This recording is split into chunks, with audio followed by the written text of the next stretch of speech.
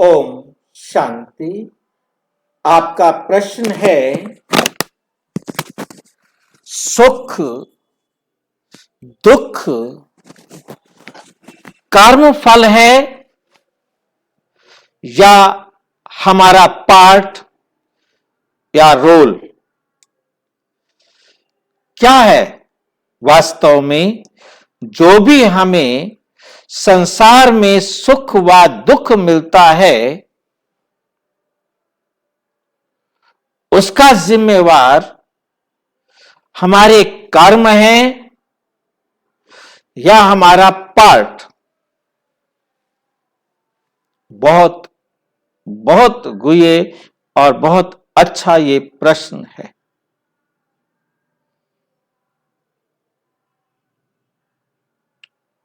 तो हमें सबसे पहली बात आपको ये मालूम है, फिर भी मैं केवल स्पष्ट कर रहा हूं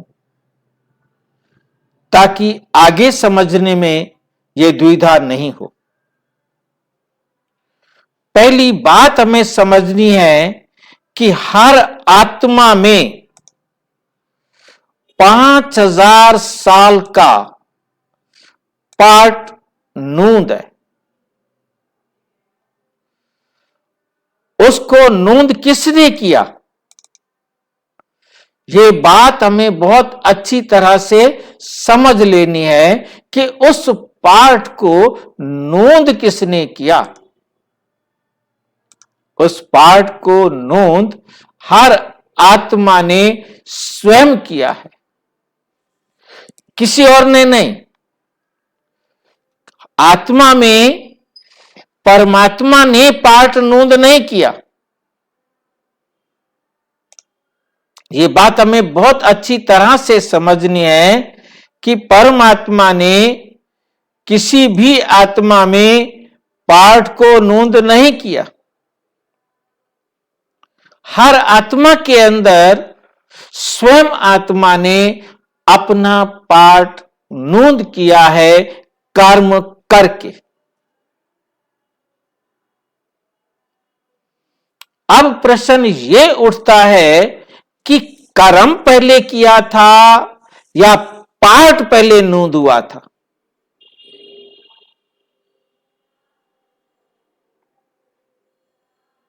पहले क्या?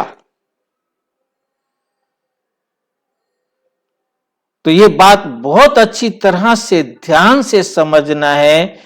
पहली बात यह समझने वाली है कि बाबा कहते ये वर्ल्ड ड्रामा एक्यूरेट हूबहू रिपीट होता है, दोहराया जाता है, रिपीट होता है और दोहराया जाता है। ये बात बड़ी वंडरफुल है क्योंकि ये राज बहुत बहुत गुह्य है। ये राज समझ में आ जाए जिसे बाबा ने अपने ही शब्दों में दिया कि ये एक अद्भुत रहस्य है। ये एक अद्भुत रहस्य है। इस रहस्य को समझने पर ही हम सच समझ सकते हैं, क्योंकि यह रहस्य का पहली बात मैंने बड़ा कर दिया है काफी, आप इसको ध्यान से समझ सकेंगे। आप यहां पहली बार ही नहीं आए। आप यहां पहली बार ही नहीं आए। आप 5000 वर्ष पूर्व भी इसी स्थान पर, इसी समय, इसी स्थान पर, इसी समय, इसी प्रकार से आए थे। अब आए हैं और हर 5000 वर्ष पश्चात आते रहेंगे। हर 5000 वर्ष पश्चात आते रहेंगे।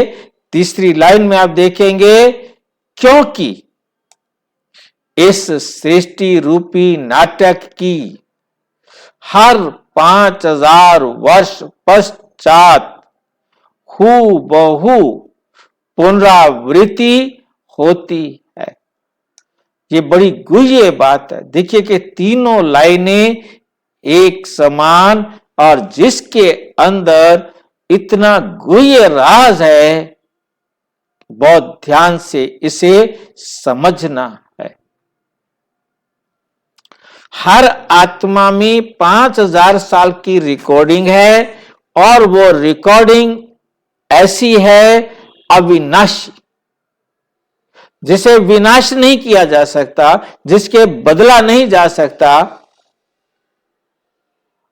और वो हर 5000 साल बाद हूबहू रिपीट होती रहती है। और कब से रिपीट हो रही है? अनादि काल से रिपीट हो रही है। ये क्वेश्चन ही नहीं उठ सकता कि पहली बार कब हुआ, पहली बार कब हुआ, क्योंकि सारे भ्रमित इसी बात से हैं, आखिर कभी तो आरंभ हुआ होगा। परंतु उर्दू में शब्द है कुदरत, जिसको कहते मैं चाहता तो नहीं था ऐसे करूं, परंतु ऐसा हो गया, उसके लिए कहते हैं भी कुदरती हो गया। हमने सोचा तो नहीं था, हमने ऐसा कुछ किया तो नहीं था, परंतु कुदरती हो गया। कुदरती शब्द ये उर्दू का है, जो हमारे जहन में बैठ गया है। उस कुदरती शब्द को हम अंग्रेजी में देखेंगे तो इसके लिए शब्द आता है ऑटोमेटिक। इसके लिए शब्द क्या आता है? ऑटोमेटिक। ऑटोमेटिक ये चलता रहता है, ये ड्रामा कभी भी रुकने वाला नहीं, अनादि काल से चला आ रहा है और अनंत काल तक चलता रहेगा। हम आत्माओं का कोई आरंभ नहीं। परमात्मा कहते बच्चे मैंने तुम आत्माओं को पैदा नहीं किया, पैदा करूं तो तुम्हारा आरंभ हो जाए। जैसे मैं अनादि हूं, ऐसे तुम आत्माएं भी अजर, अमर, अविनाशी और अनादि हैं। मैं तुम्हारा बाप हूं क्योंकि मैं तुम्हें आकर एडॉप्ट करता हूं पतित से पावन बनाने के लिए। बस मेरा और तुम्हारा यही बाप बेटे का रिश्ता है, क्योंकि मेरे पास ट्रुथ है। मैं आकर सत्य ज्ञान तुम्हें देता हूं, जिसके आधार पर तुम अपने आप को फिर से उस स्टेज पर पहुंचाते हो जिस स्टेज पर आप आत्माएं परम धाम से आई थी। मेरा काम है तुम तमो प्रधान आत्माओं को पुनः पुरुषार्थ कराना। करते तुम उतना पुरुषार्थ हो जितना तुमने कल्प पहले किया था। कोई भी आत्मा कम या ज्यादा पुरुषार्थ नहीं कर सकते। कोई भी आत्मा अपने पार्ट में परिवर्तन नहीं कर सकते। ये बात जब समझ में आ जाती है तो बहुत अच्छी तरह स्पष्ट हो जाता है कि हम आत्मा अपने पार्ट की खुद रचयिता है। परमात्मा कहते यदि मैं पार्ट लिखता तो मेरे ऊपर दोष आ जाता कि मेरा ऐसा पार्ट क्यों लिखा। मैंने लिखा नहीं है, फिर भी तुम मेरे ऊपर दोष लगाते रहते हो कि भगवान हमने तुम्हारा क्या कसूर किया था जो तुमने हमारा कर्म ऐसा लिखा। मैं तुम्हारा पार्ट नहीं लिखता हूं, इसलिए बहुत अच्छी तरह इस राज को समझना है। हर एक आत्मा में 5000 साल की रिकॉर्डिंग है। परम धाम से आने के बाद कर्म करके जिन जिन आत्माओं को वो सुख देता है, घर जाने से पहले वो सब बराबर होकर ही घर जाता है। अगले कल्प में फिर आता है, कर्म करता है, जो भी सुख दुख देता लेता है वो अंत में बराबर करके ही घर जाते। सारी आत्माएं हर 5000 साल के अंदर कर्म करती हैं और कर्म का फल बराबर करके घर जाती है। ये नियम समझ में आ जाए,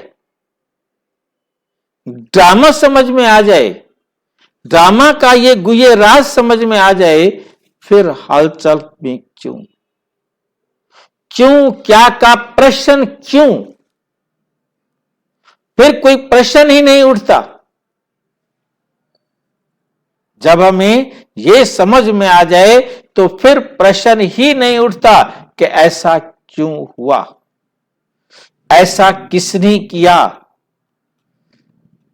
इन शरीर की आंखों से देखने वाली आत्मा, सुनने वाली आत्मा, बोलने वाली आत्मा, कर्म करने वाली आत्मा, ये शरीर इसके बिना कुछ नहीं कर सकता। और ये वो करती है जो इस आत्मा में रिकॉर्ड है, जो इस आत्मा में रिकॉर्ड है।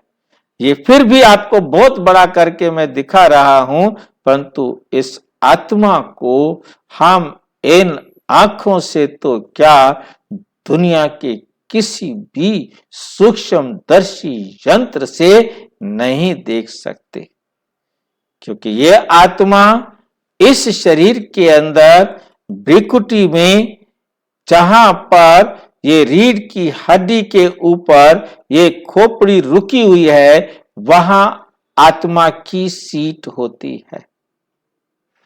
क्योंकि यहीं से हमारे शरीर से सारे मैसेज ब्रेन में जाते हैं और यहां से आत्मा उनको रीड करती है। और यहां पर इसके पास 3 ग्लैंड्स हैं, जिसे हम कहते हैं पीनियल, पिट्यूटरी, हाइपोथैलेमस ग्लैंड्स। उन ग्लैंड्स के द्वारा वे आत्मा, ये पीनियल ग्लैंड है, ये आप देख रहे हैं, ये खोपड़ी के, छोटा करके दिखा रहा हूं, ये खोपड़ी है और यहां से यह आता है, तो ये पीनियल ग्लैंड्स है।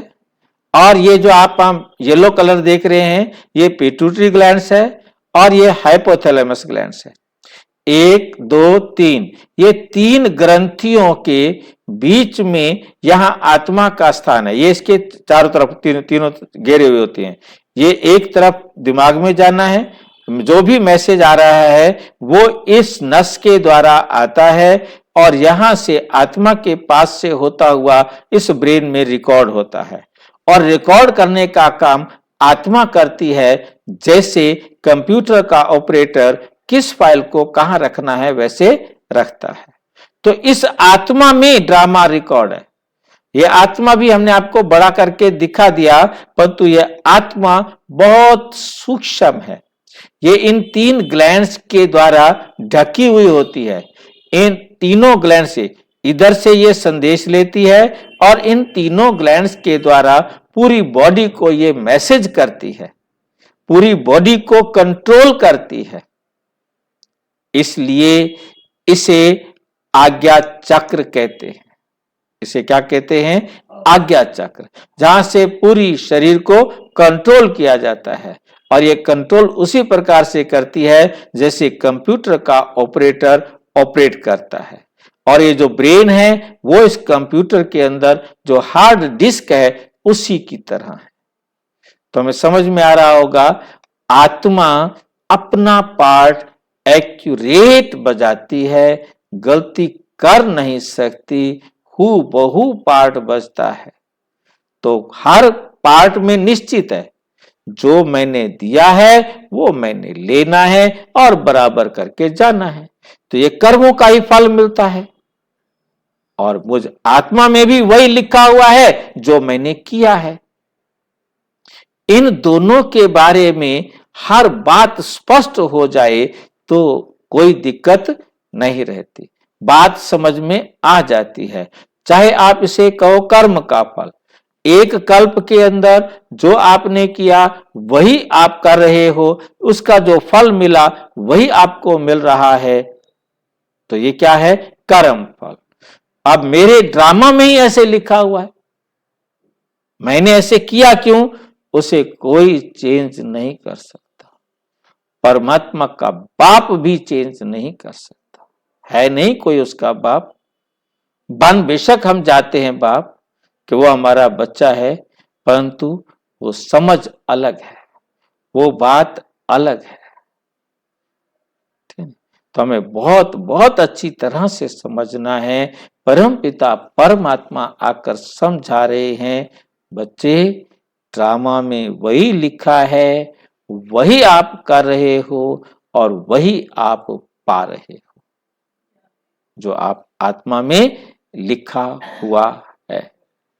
ये बात मैं समझता हूं आपको समझ में आ गई होगी। सुख दुख उसे चाहे कर्म फल कहें, चाहे हमारा पाठ कहें, बात एक ही है। दोनों बातों में कोई अंतर नहीं है। और अच्छी तरह से समझना हो तो अपने समीप के किसी भी प्रजापिता ब्रह्मा कुमारी ईश्वरीय विश्वविद्यालय से संपर्क करें। और यदि कोई प्रश्न है तो 9213106986 पर केवल टेलीग्राम करें, 9650692270 पर केवल व्हाट्सएप करें, फोन नहीं। ओम शांति।